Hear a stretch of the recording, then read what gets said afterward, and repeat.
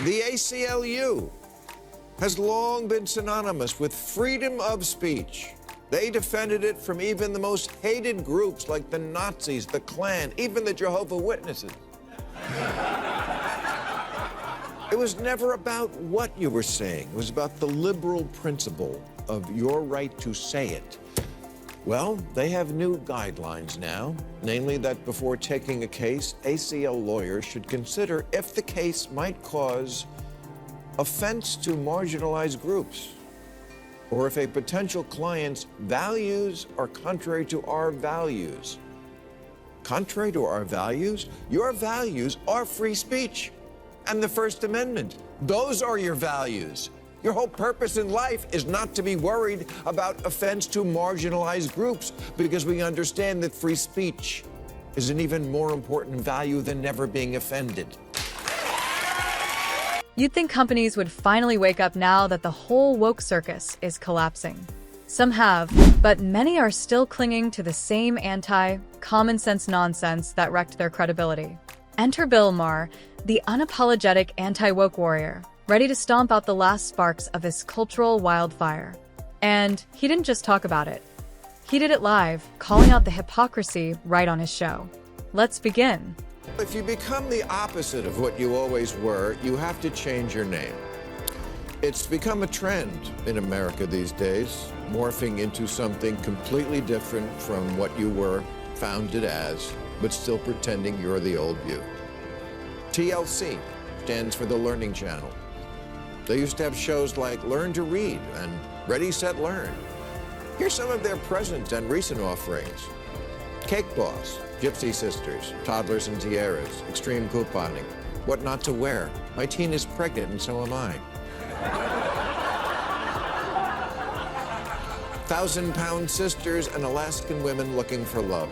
And that's just the shows about the Palins.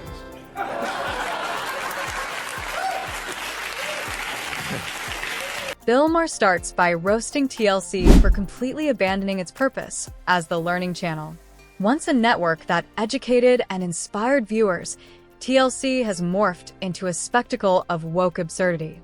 The documentaries and science programs are gone, replaced with shows glorifying obesity, letting kids run households, and pushing the idea that you should only date people who match your politics. Maher's point is simple. TLC didn't just lose direction. It gave up its backbone, swapping knowledge for pandering and virtue signaling. To him, it's the perfect example of how far corporate America has fallen. The A in A&E stands for arts. Seriously, they used to show the symphony. Now they have Deep Fried Dynasty, Hoarders, Storage Wars, Ghost Hunters, and Psychic Kids. You know, for people who find the Learning Channel too intellectual. Maher went after TLC and A&E for completely abandoning what made them great. TLC, once the Learning Channel, traded education for woke circus content, glorifying obesity, chaos, and politically filtered dating. A&E, once about arts and entertainment, ditched creativity for agenda-driven programming disguised as representation. Maher's point was simple. Both networks surrendered authenticity for ideology, becoming hollow versions of what they used to be. Proof that even major media companies have fallen to the culture war. The History Channel has no history, and MTV has no music. I'm just saying, you can buy a petting zoo and turn it into a bondage dungeon, but you gotta change the sign. Bill Maher is absolutely right. These TV networks are drowning in hypocrisy. They still parade their old brand names as if they stand for something meaningful, but their content tells a different story. If A&E is now just cheap entertainment with no real art, then drop the A and call it what it is. And if TLC has abandoned learning for chaos and woke gimmicks, then stop pretending to be the Learning Channel. Maher's point is simple. Don't claim legacy or virtue when your programming has completely abandoned it. Either live up to your name or admit you've sold out to the woke machine. Right now, these once proud channels are just hollow shells of what they used to be. Last year, Playboy put a gay man on the cover, which I guess we're supposed to celebrate, even though it was 2021 and there's already a dozen magazines for gay guys. 13 if you count Martha Stewart living.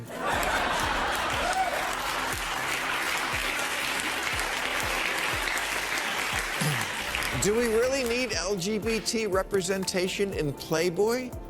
There's a transgender teenager on every show on television except reruns of Voyage to the Bottom of the Sea.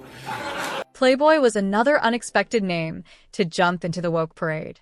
The iconic men's magazine, once known for celebrating women and traditional masculinity, suddenly tried to rebrand itself for the LGBTQ community, trading its bold identity for political correctness. The irony is almost comedic. Every major platform already pushes heavy LGBTQ representation, yet Playboy thought joining the same trend would make it progressive. Instead, it came off as desperate, abandoning the audience that built the brand. Maher's point hits hard. Companies like Playboy aren't embracing inclusivity, they're chasing validation. It's pure performative wokeness, leaving the brand confused about who it serves and what it even stands for anymore. Same thing is going on with the Sports Illustrated swimsuit issue, which now celebrates all kind of bodies except, the good kind.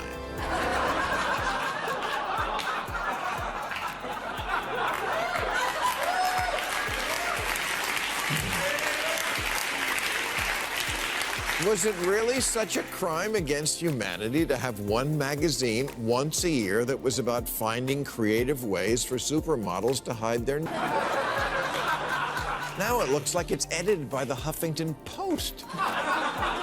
Jeez, you have every other magazine. Do you hate Dad that much? The cultural shift was clear. Undermine masculinity, glorify femininity. Society began treating manhood as a flaw to be mocked or corrected, while femininity was placed beyond criticism. That's why we constantly hear toxic masculinity, but never toxic femininity. TV shows reinforce the message, brilliant, perfect moms paired with clueless dads who struggle with basic tasks. Subtle but constant. Men are the problem, women are the solution.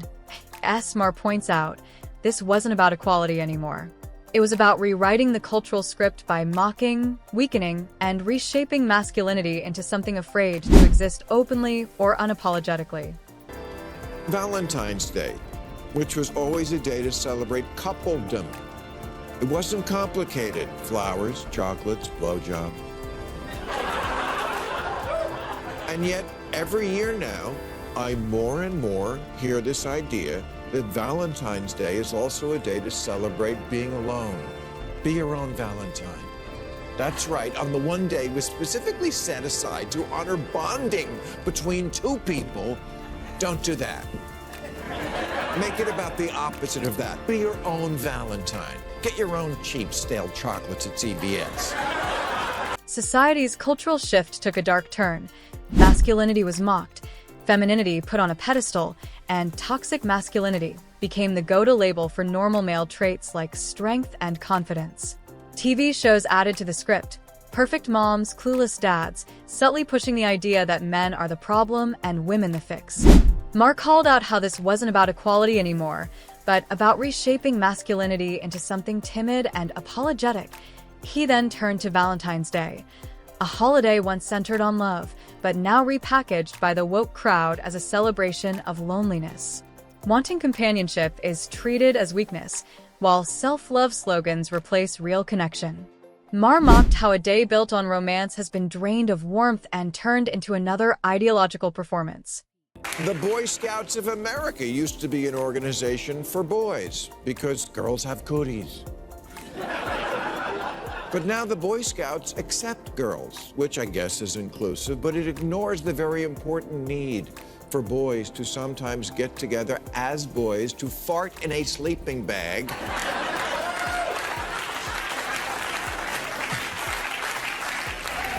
and laugh at that, which girls don't find funny. It also ignores the fact that there has always also been a scout troop for girls. You may have heard of it, the Girl Scouts. The culture shift aimed to weaken masculinity while glorifying femininity, turning toxic masculinity into a weapon against normal male traits. TV and media push the narrative that men are clueless and women flawless. Maher argues this wasn't equality, it was rewriting society. He then mocks how Valentine's Day was twisted from romance into a self-love celebration, where wanting love is treated as weakness and hashtags replace genuine connection. Finally, he blasts the Boy Scouts issue, saying that in the name of inclusion, common-sense distinctions were erased, causing confusion and damaging long-standing institutions built on discipline and leadership. Can't anything just be what it is anymore? Weight Watchers used to be a club for people to lose weight, back when that was a good thing. Now we're so through the looking glass that obesity, the absolute undeniable #1 cause for ill health and death in America, is called body positivity. And people are shamed for losing weight. It happened to Adele. Weight Watchers is so intimidated, they changed their name to WW.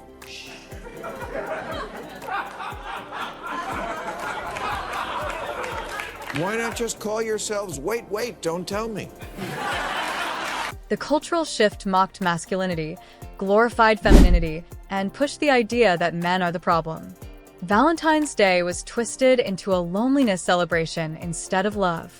The Boy Scouts were reshaped in the name of inclusion, blurring distinctions that once made sense.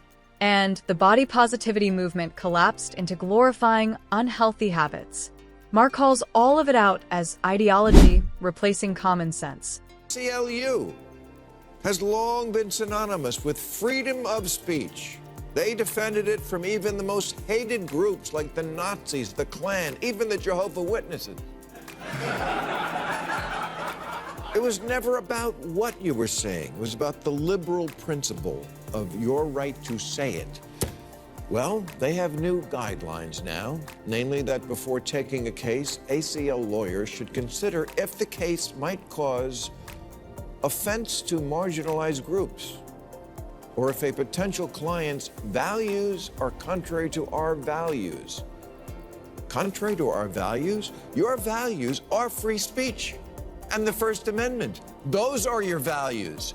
Your whole purpose in life is not to be worried about offense to marginalized groups, because we understand that free speech is an even more important value than never being offended. Maher blasts the cultural shift that mocks masculinity, glorifies femininity, and turns men into punchlines. He ridicules how Valentine's Day became a loneliness pep rally.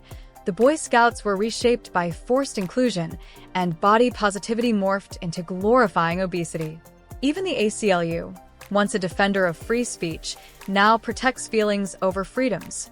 Maher's message: wokeness isn't progress, it's cultural decay disguised as compassion. And he's calling it out loudly and unapologetically.